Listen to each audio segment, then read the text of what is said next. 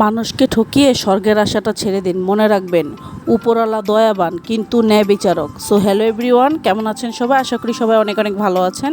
আমি অনেক ভালো আছি। চলে এলাম আবার একটা নতুন ভিডিও নিয়ে। আশা করি ভিডিওটা আপনাদের কাছে ভালো লাগবে। তো এখানে আমি প্রথমে ট্যাংরা মাছ ভেজে নিচ্ছি, আর আমার অনেক বেশি পরিমাণ ট্যাংরা মাছ খাওয়া হয়। তো এই যে মাছগুলো অলরেডি ভাজা শেষ।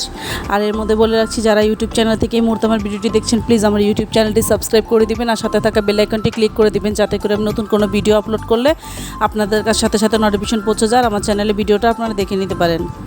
যারা ফেসবুক পেজ থেকে এই মুহূর্তে আমার ভিডিওটি দেখছেন, প্লিজ আমার ফেসবুক পেজটা একটা ফলো দিয়ে যাবেন, লাইক কমেন্ট শেয়ার করতে ভুলবেন না পরিবার ও বন্ধুবান্ধবের সাথে। আমার ফেসবুক পেজ আর ইউটিউব চ্যানেল নাম একই, নূপুর ব্লগ অ্যান্ড কুক। আপনাদের সুবিধার্থের জন্য বলে দিয়েছি। তো কে কোথা থেকে আমার ভিডিও দেখছেন, নিয়মিত দেখছেন কিনা অবশ্যই জানাতে ভুলবেন না। আর প্লিজ ভিডিওটা দেখে একটা লাইক দিয়ে যাবেন। তো এই যে লাউ শাক, আর আজকে লাউ শাক দিয়ে ট্যাংরা মাছের ঝোল রান্না করব। তো প্রথমে ডাটাটা দিয়ে দিচ্ছি, কারণ ডাটাটা সিদ্ধ হতে অনেক সময় লাগে, তাই ডাটাটা আমি আগে কষিয়ে নিচ্ছি। আর এখানের মধ্যে মশলার মধ্যে ব্যবহার করছি, যারা আসলে পুরনো আমার ভিডিও দেখেন তারা তো জানেন আমি কোন মশলা দিয়ে রান্না করা হয় বেশিরভাগ। আর যারা নতুন এসে জয়েন করছেন, অনেকে নতুন ভিডিও দেখেন, তাদের জন্য বলে দিচ্ছি, এখানে হলুদ, মরিচ, ধনিয়া আর হচ্ছে লবণ। আমি জিরাটা ব্যবহার করি না, যেহেতু আমি জিরা গোটা ব্যবহার করেছি তাই গুঁড়াটা ব্যবহার করি না।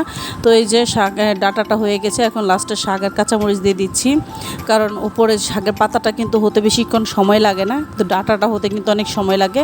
আর আমি আসলে মাছ এরকম ঝোল করে খেতেই পছন্দ করি, এরকম শাক দিয়ে যেসব মাছগুলো রান্না করি ওগুলো ঝোল করে খেতে বেশি পছন্দ করি। তো কয়েকটা সিম ছিল 4-5টা, ওগুলো দিয়ে দিয়েছি। এখন ভালোভাবে নাড়াচাড়া করে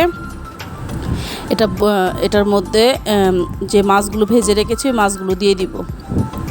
তো এই যে মাছগুলো দেওয়া শেষ, এখন এটাও হয়ে যাবে, আর মাছটাও এর মধ্যে হবে, আর মাছের যে একটা সুঘ্রাণ বা ফ্লেভার এটার মধ্যে ছড়াবে। আর এই যে 2টা টমেটো কেটে দিচ্ছি। টমেটোটা আসলে আমি টমেটোর তরকারির সাথে একটু বেশিই খাওয়া হয়, টমেটো সালাদও খাওয়া হয়।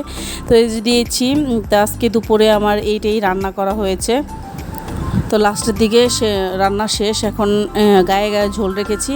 এখন এর মধ্যে ফ্রোজেন করা ধনিয়া পাতা দিয়ে দিচ্ছি। এটা খেতে কিন্তু খুবই খুবই মজা, আমার তো ভীষণ ভালো লাগে। তো আমি এখন চুলাটা অফ করে দিচ্ছি, তারপর আপনাকে ফাইনাল লুকটা দেখাবো। এই যে দেখতে পাচ্ছেন এটা ফাইনাল লুকটা কেমন হয়েছে।